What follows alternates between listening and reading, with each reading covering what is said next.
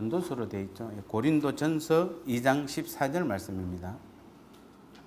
우리 집에 계신 분들은 고린도전서 2장 14절 말씀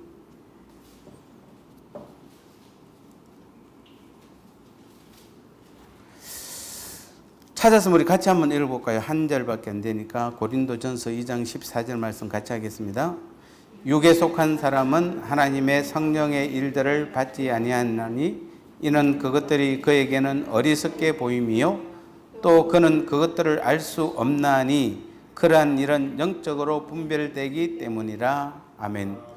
제가 15절 읽겠습니다. 신령한 자는 모든 것을 판단하나 자기는 아무에게도 판단받지 아니하느니라. 자, 오늘 먼저 보니까 이 두 분류가 납니다. 육에 속한 사람, 그 다음에 영에 속한 사람. 자, 두 분류의 사람이 나와 있습니다. 육에 속한 사람과 영에 속한 사람. 여러분은 육에 속한 사람입니까? 영에 속한 사람입니까? 아니면 육에도 속하고 영에도 속한 사람입니까? 한번 볼까요? 육에 속한 사람은 여기 보니까 성령의 일을 받지 않습니다. 일단 즉 성령께서 말씀하시는 소리를 듣지 못하는 겁니다. 받지 못하죠. 그러니까 우리가 우리 기독교에서 제일 어렵고도 쉬운 게 십자가입니다. 십자가는 모든 것을 다 해결해요. 근데 십자가 앞으로 나가면 모든 게 해결돼요. 근데 십자가를 막상 깨달으려고 하면 되게 어려워. 그래서 제일 힘든 게 십자가고 제일 쉬운 게 또 십자가예요. 그 십자가를 모르는 사람은 성령의 열매, 즉 성령의 열매를 맺을 수가 없습니다. 또 그리스도의 성품에 대해서도 가르쳐도 깨닫지도 못하는 것입니다. 이제 이게 문제죠. 아무리 사실 성령의 열매나 그리스도의 즉 주님의 성품 이 두 가지가 굉장히 우리 성경에서 우리가 본받아야 될 굉장히 아니죠. 본받을 것보다도 우리가 해야 될 중요한 것은 이 땅에 성령의 열매를 맺는 것이잖아요. 그리고 우리가 주님의 성품을 닮아가는 것입니다. 그런데 이 중요한 두 가지가 십자가를 모르는 사람은 성령의 열매를 맺을 수가 없어요. 그리고 주님의 성품을 따라갈 수가 없고 가르쳐도 알아듣지 못하는 것이에요. 이제 이 두 가지가 굉장히 중요한 부분입니다. 그게 바로 결정하는 것이 십자가예요. 그래서 우리는 이 십자가에 대해서 날마다 우리는 고민해야 돼요. 십자가가 도대체 뭔가? 여러 가지 의미가 많이 있습니다만 오늘도 그러니까 이 육에 속한 사람은 그래서 성령의 일을 못하니까 열매도 맺을 수가 없고 주님의 성품을 닮을 수도 없는 것입니다. 이분은 뭐 할까요? 육에 속한 사람은 교회 다니는 사람입니다.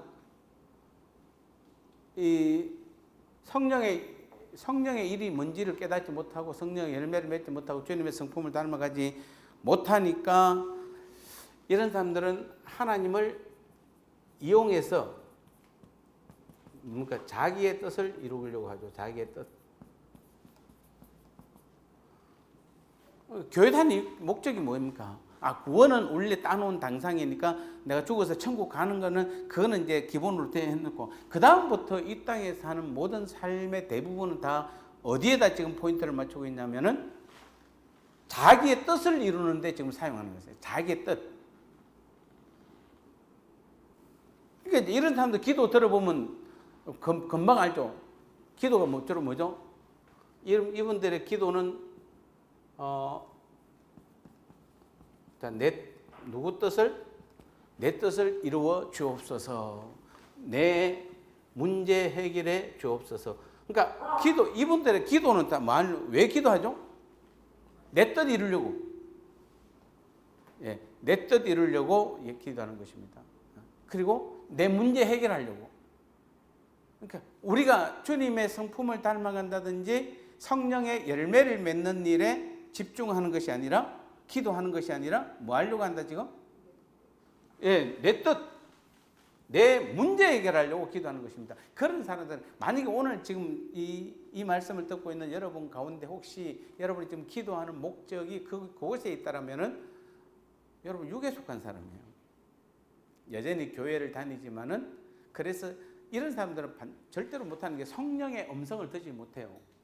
성령의 일을 못해요. 그래서 이런 분들은 성령의 겉면을 공격으로 받아들여요. 저 사람이 나를 공격한다고 생각해.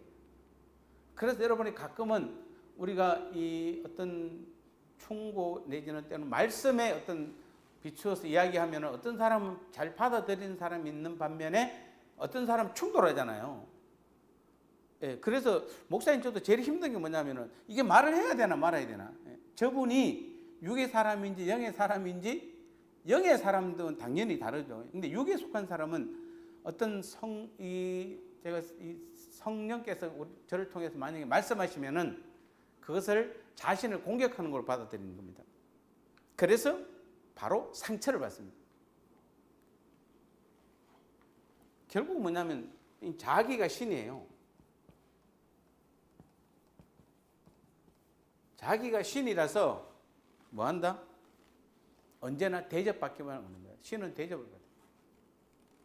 그렇지 못하면 독사의 혀를 매일 내죠. 독사는 혀를 왜 냅니까? 예, 냄새 맡고 분석해서 잡아먹으려고. 이런 사람들 앞에서 십자가 신앙은 어떨까요? 십자가 신앙은 미련해 보이죠? 또는 뭡니까? 어리석어 보이고 절대 가서는 안 될 길.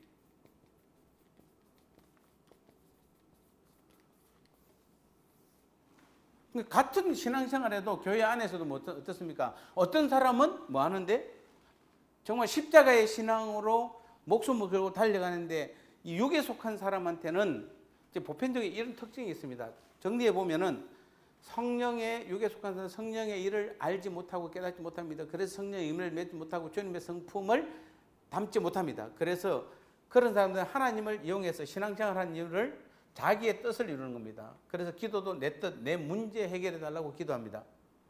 자기가 신입니다. 그래서 누군가가 특히 성령의 공격, 겉면을 하면은 그것을 공격으로 받아들여서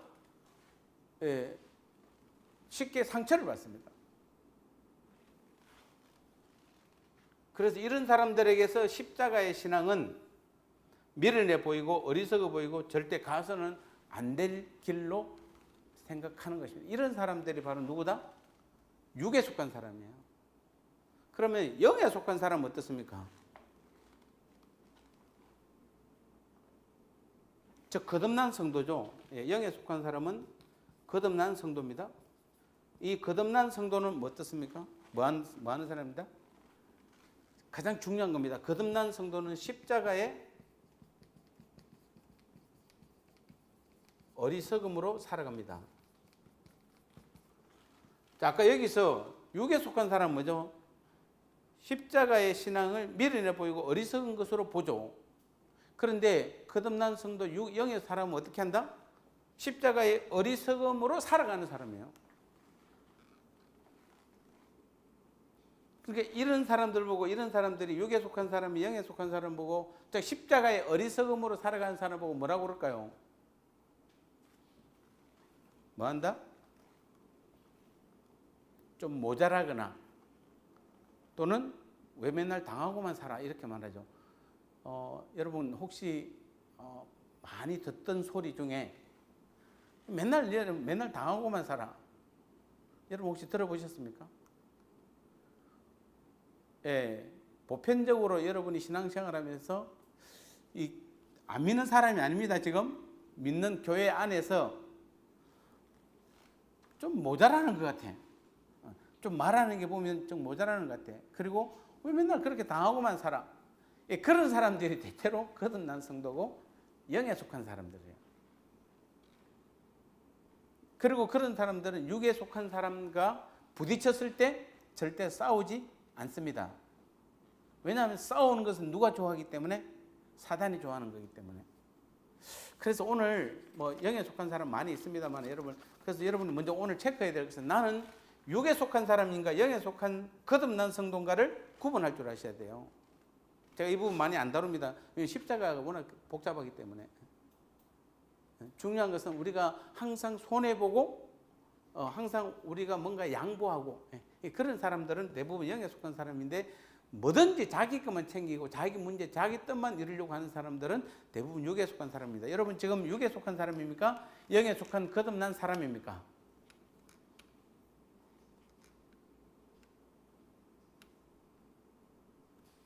왜냐하면 영에 속한 사람은 이 십자가의 어리석음, 십자가의 도조, 십자가의 도를 아는 사람은 뭐한다? 그리스도와 하나가 되어서 연합해서, 주님과 우리가 연합해서 한 몸이 돼야 되잖아요. 우리가 이 연합이라는 단어를 또 한 조금만 더 쓰면은, 주님과 연합한다는 게 무슨 뜻일까요? 자, 반드시 우리는 주님과 내가 하나가 돼야 되죠. 주님과 내가 하나가 돼야 돼요. 한 몸. 그게 우리는 이걸 뭐라고 그러는지 연합이라고 그럽니다. 자, 그러면은 여러분 지금 뭘 원하세요? 이거 원하세요? 주님과 내가 하나 되기 원하세요? 한 몸이 되기 원하시죠? 그 말은 뜻이 무슨 뜻입니까? 그 말은 원하는데, 이 말의 원뜻은 주님과 내가 하나 되고 연합한다는 의미는 나는 뭐한다? 죽는다는 것입니다. 내가 안 죽으면 주님과 내가 연합할 수가 없어요. 우리가 신앙생활하면서 되게 힘든 부분 중에 해결 안 되는 것 중에 상당 부분이 여기에 지금 들어가 있어요. 분명히 여러분은 원하세요. 분명히 원하세요. 주님과 내가 하나가 돼서 주님께서 내 삶을 주관하기를 원하세요. 주님이 내 삶의 주인 되기를 원하세요. 우리가 내 인생의 중심에 내가 앉아 있고 여기 주님은 내 인생의 바깥에 있는 이 그림에서 여러분 이제 원치 않으세요? 여러분 다 뭘 원하시죠? 내 인생의 중심에 주님이 앉아 있고 나는 내려와 있기를 원하세요. 그거 원치 않는 사람 별로 없어요. 그런데 실제로 삶을 살아보면 된다 안 된다? 대부분 안 돼요. 원치 않는 게 아니에요. 왜 안 되는가? 주님이 내 삶의 중심에 주님이 앉아있고 나는 그 밑에 내려와서 모든 것을 주님께 맡김으로 하나님 계획과 일치된 삶을 살게 되는 가장 근본적인 원인은 주님과 내가 하나가 됐기 때문에, 한 몸이 되었기 때문에, 연합해서 하나가 되었기 때문에 가능한 것이에요. 그런데 왜 우리는 지금 삶 가운데 실제로 이런 삶이 안 일어나고 있냐면은 내가 안 죽어서 그래요.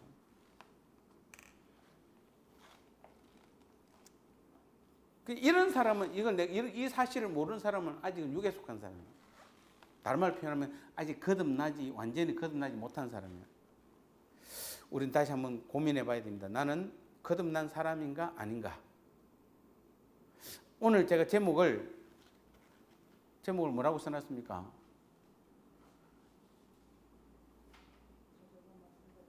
저절로 말씀대로 사라진다는 것의 의미. 굉장히 중요한 것이에요. 자, 육에 속한 사람과 영에 속한 사람의 차이를 여러분들 구분하시고, 자, 지금부터 아주 중요한 사실을 같이 한번 잠깐 나눠볼게요. 자, 그러면은 영에 속한 사람들과 육에 속한 사람이 똑같은 말씀을 받았을 때에 어떤 차이가 있는가 볼게요.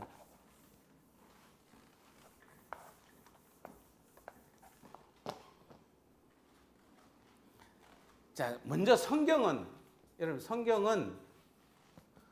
이 성경이라는 것은 어떤 책이냐면은 십자가를 아는 사람이에요. 십자가를 아는 사람 또는 주님과 연합한 사람만이 이해할 수 있는 책이 뭐죠? 성경이에요. 여러분 지금 성경을, 저도 정말 성경을 많이 읽으면 다 해결될 줄 알고 많이 읽었는데 그 해결 다 안 돼요. 그것도 성경을 보지 말라는 얘기 아니에요, 여러분요. 자, 성경이라는 책 자체가 원래는 뭐죠? 십자가를 아는 사람이에요. 그리고 주님과 연합한 사람들에게만 주어지는 말씀이기 때문에 이런 사람들만 이해가 되는 것이에요. 이게 무슨 말인지 좀 있으면 이해가 제가 쉽게 풀어볼게요. 즉 십자가를 알지 못하는 사람은 성경을 아무리 읽어도 이해가 안 돼요. 주님의 그래서 이런 사람들은 이해가 되는데 이 반대의 사람, 즉 반대의 사람들은 예를 들어서 산상수훈을 읽으면은 이 산상수훈을 읽으면서 기복신앙을 생각하죠. 주로 산상수훈은 뭐라고 이야기하죠? 마음이 청결한 자는 복이 있나니 뭐한 자는 복이 있나니 이렇게 하면 복이 이렇게 주어진다. 그리고 어쨌든 산상수훈 예수님께서 한 것은 이렇게 하면 이렇게 하고 이렇게 하면 이렇게 한다는 어떤 복에 대한 여러 가지 개념들. 즉 그러면서 산상수훈을 읽으면서 내가 마음이 청결해서 내가 뭐 해야 되겠다? 내가 복을 받아 하나님 자녀가 되어야 되겠다. 내가 복을 받아야 되겠다. 그러니까 모든 것을 기복신앙으로 해석합니다. 서신서 저 뒤에 바울의 서신서를 읽으면서 율법주의가 되죠. 율법주의자가. 대부분 이렇습니다.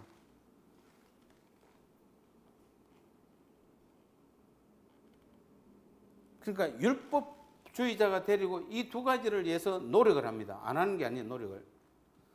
산상수훈 그리고 사복음서를 통해서 주로 예수님의 한 일을 통해서 예수님이 복음에 대한 부분을 싹 빼버리고 아침에 제가 말씀드린 것처럼 우리가 뭐 하는 데만 병 고치고 기적 일으키고 그냥 역사를 행하고 막 그냥 그런 즉 구원식인 데만 다 모든 집중을 다 해버립니다. 그래서 모든 것이 다 그래서 예수 믿고 교회 다니고 열심히 신앙생활 하면은 내가 문제가 해결되고 막 그냥 성공하고 출세하고 그냥 복 받고 이런 쪽으로 다 해석을 해버리는 겁니다. 그게 산상수훈이에요. 그리고 서신서 그 사도들의 그 서신서를 보면서 느끼는 것이 바로 뭐냐면은 최대한 뭔가를 열심히 하려고 하는 거예요. 이제 왜냐하면 서신서에서는 이 사도들이 뭡니까 대부분 다 뭐 이렇게 하라 저렇게 하라고 막 그냥 계속 하기 때문에 열심히 살려고 그냥 신앙생활을 열심히 율법화 하는데 최선을 다하는 것입니다. 자, 여기에 우리는 너무 깊은 함정이 있어요. 함정을 여러분 다 자, 함정이라는 건 원래 뭐죠? 뭐가 함정입니까? 자, 제가 길을 가는데 한 1m 정도 깊은 웅덩이가 있어요. 그 무덤으로 빠져버렸어요. 그거 함정입니까? 그냥 웅덩이지. 내가 나오잖아, 그냥. 근데 한 4m 높이에 웅덩이가 있어요. 그거 빠지면 좀 못 나와요, 혼자. 못 나오는 게 함정이에요. 자기가 그냥 1m 정도는 걸어 나올 수 있으면 그건 함정 아니에요. 함정이라는 것은 내가 못 나오는 것이에요. 자, 여러분이 지금 서신서나 사복음서를 읽으면 어떻습니까?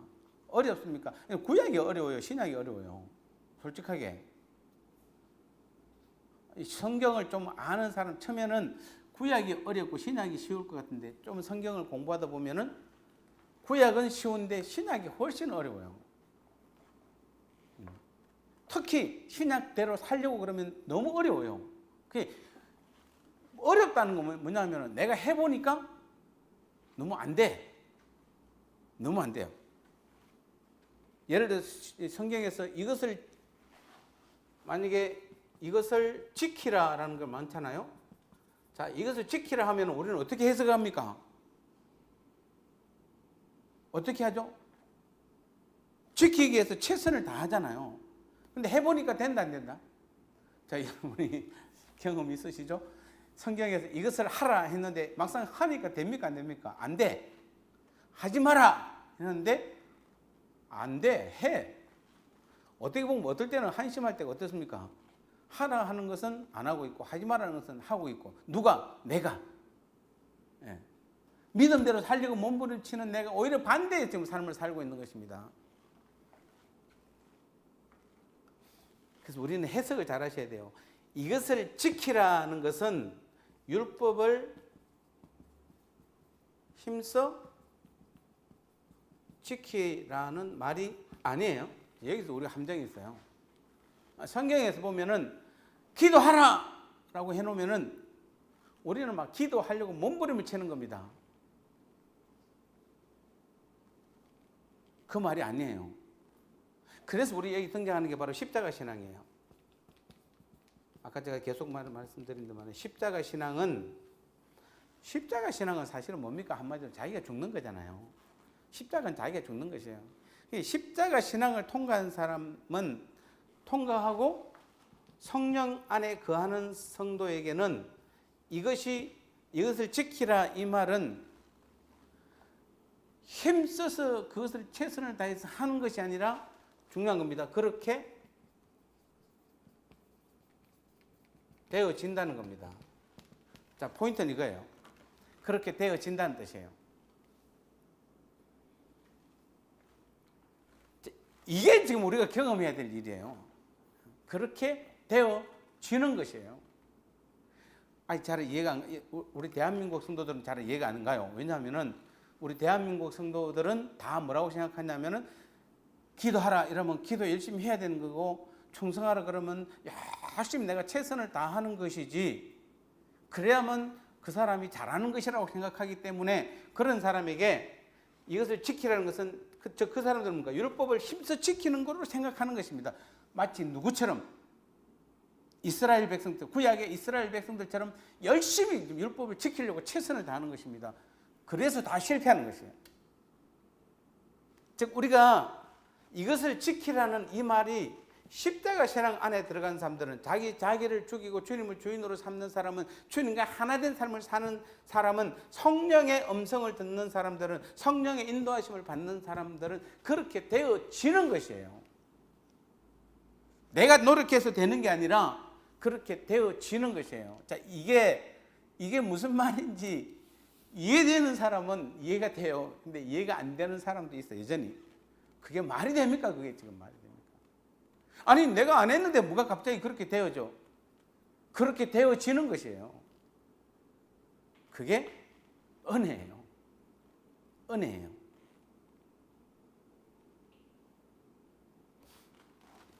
그렇게 되어진다는 것은 무슨 뜻입니까? 복음에 합당한 삶으로 사라지는 것이에요. 변화되어지는 것이에요. 우리가 이게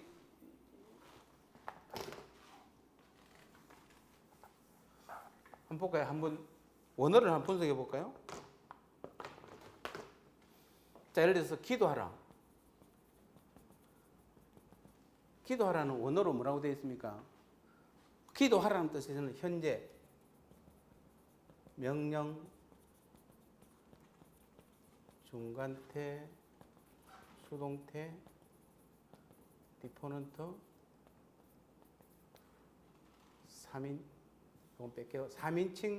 3인칭 남성 단수. 기도하라가 이런 뜻이에요. 원어로 보면은 기도는 언제 하는 거죠? 지금 하는 것이에요. 기도는 하나님의 명령이에요. 그런데 보니까 그 다음에 뭡니까? 중간태는 결과가 나한테 돌아오는 거예요. 결과가. 기도의 결과가 나한테 돌아와요. 그런데 중요한 게 있죠. 그 다음에 뭐죠? 수동태잖아요. 수동태는 뭐죠? 성령께서 기도할 수 있도록 도와주시는 것이에요. 디포넌트, 그래서 의심하지 말고 열심히 최선을 다해 하라, 이런 뜻입니다. 최선을 다하라. 의심하지 말고 열심히 최선을 다하라. 기도할 때는 원어는 이런 뜻이에요. 근데 자, 다시 한번 감사하라 똑같습니다. 충성하라 똑같아요. 다 똑같은 단어입니다.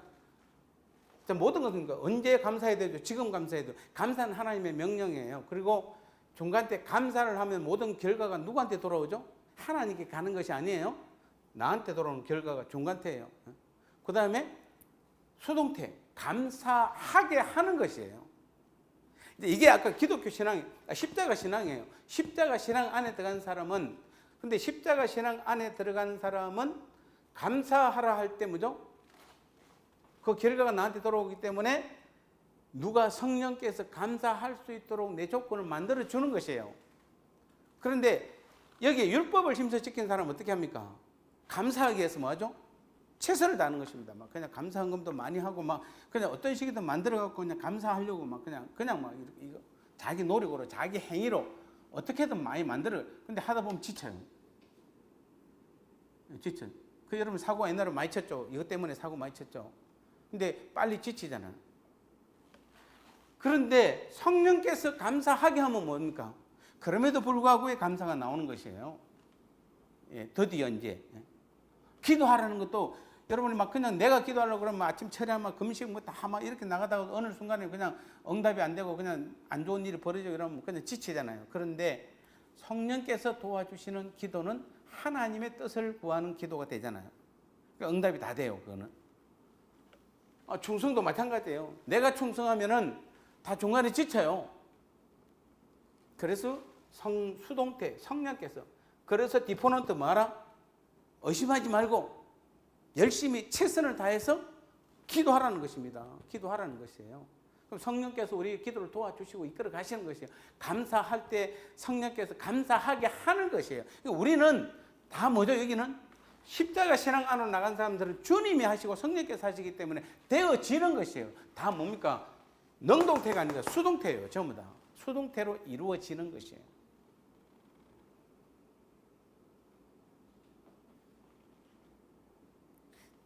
그래서 사실은 이 복음이라는 것은 그래서 어려운 단어가 이 복음이라는 단어입니다. 사실 이 복음이라는 것은 예수님의 복음 때문에 자기 전 재산을 잃고 유리방황하게 돼서 목숨을 걸고 토굴에 사는 사람들에게 주어진 말씀이 복음이에요. 사실은 이 땅에서 여러분 분명히 예수 믿어서 내가 천국도 가고 죽어서 천국 가고 영생도 얻고 이 땅에서도 잘 먹고 잘 사는 사람들에게 복음은 절대로 이해가 안 돼요. 안 됩니다. 그 복음 신앙을 살 수 없어요. 자, 우리 교회가 지금 5년 동안 지금 복음을 외치고 있는데 많은 분들이 지금 변화되었습니다. 실제로 많이 복음을 깨닫고 있습니다.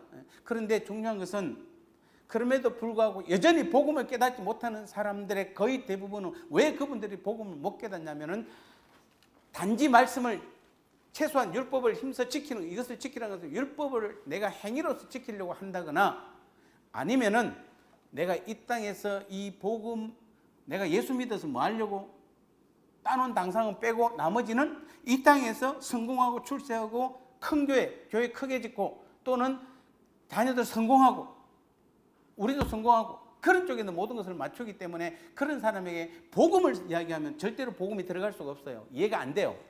아까 처음에 시작했잖아요. 육에 속한 사람은 그런 일들을 성령의 일을 깨닫지도 못하고 이해하지도 못하는 것이에요.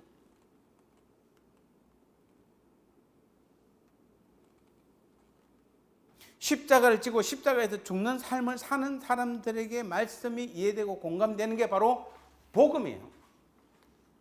그러니까 여러분 지금 복음을 정말 복음을 믿고 있고 복음의 삶을 살고자 한다면 세상 삶 빨리 포기하셔야 돼요. 다 내려놓으셔야 돼요.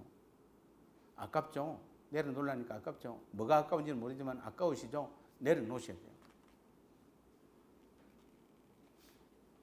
우리처럼 예수 믿고 복이나 받으려고 하는 사람들에게서는 절대 이해될 수 없는 단어가 복음이라는 단어예요. 십자가 신앙이라는 것입니다. 그러니까 구약시대 이스라엘 사람들처럼 뭐한다? 율법적으로 해석하고 율법주의에 빠지는 것입니다. 예를 들어서 빌립보서 2장 5절에 보면 너희 안에 이 마음을 품으라 곧 그리스도 예수의 마음이니 거기 보면 너희 안에 이 마음을 품으라 곧 그리스도 예수의 마음. 예수님의 마음을 품으려고 그러는데 이것이 내가 노력해서 품어지냐면은 절대로 품어질 수가 없어요. 여러분 성경 지금 서신서 어디를 펴도 마찬가지예요. 뭘 하라라는 단어는 여러분이 절대로 노력으로 하라는 뜻이 아니에요. 그렇게 되어지는 거고 주어지는 것으로 해석하셔야 돼요. 그게 바로 복음 안에 있는 사람들의 특권이에요.